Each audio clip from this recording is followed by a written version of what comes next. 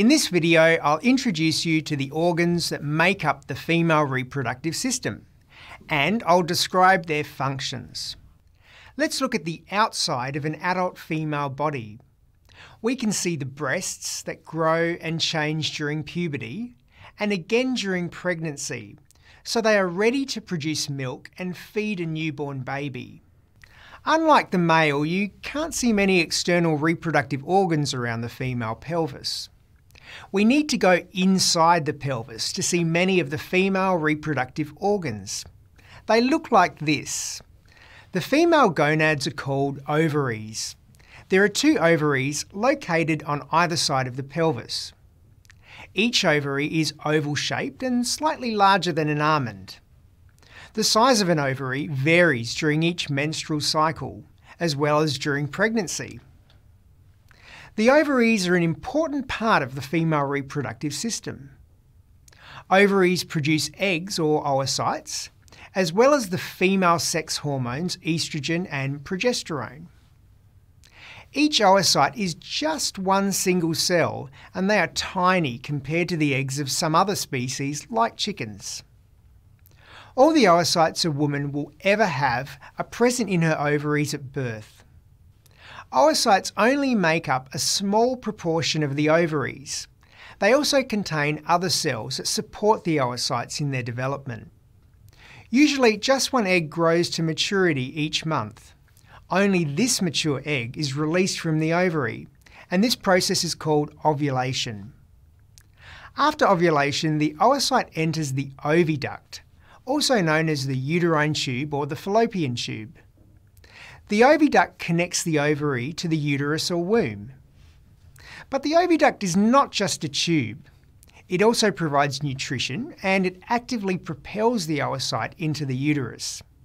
Near each ovary, the oviduct expands to form a funnel-shaped infundibulum that partially covers the ovary. The end of the oviduct ends in finger-like projections called fimbriae. The function of the fimbriae and the infundibulum is to collect eggs that have been released from the ovary at ovulation, a bit like a hand catching a ball. The largest reproductive organ in the pelvis is the uterus. The uterus is a hollow, thick-walled organ that is shaped a little bit like an inverted pear.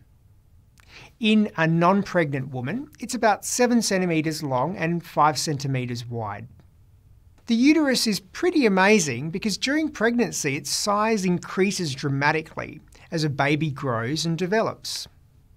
The uterus has several layers of cells that allow it to contain and support a developing baby. The inner lining of the uterus is called the endometrium. The endometrium undergoes changes each month. These changes mean that after ovulation, the endometrium is ready to support the implantation and development of an embryo.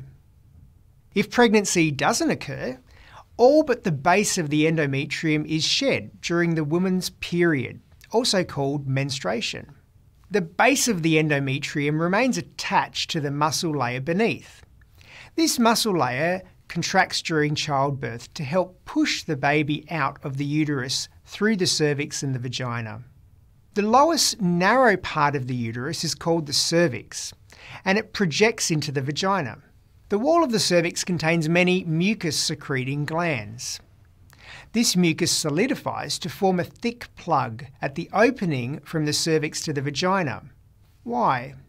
Well, this plug is thought to act as a physical barrier that prevents disease-causing organisms or pathogens from travelling up the female reproductive tract from the vagina to the uterus.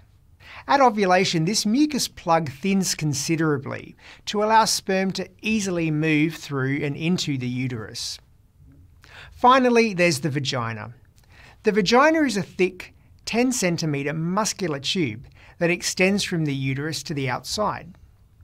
The vagina has 3 important functions. It's a passageway for menstrual secretions, it receives the penis during sex, and it's also the birth canal that delivers a baby from the uterus to the outside world. The female reproductive tract, the ovaries, oviducts, uterus and breasts is truly amazing. It not only produces oocytes, but hosts the process of fertilization and then supports the development of new life from embryo to baby.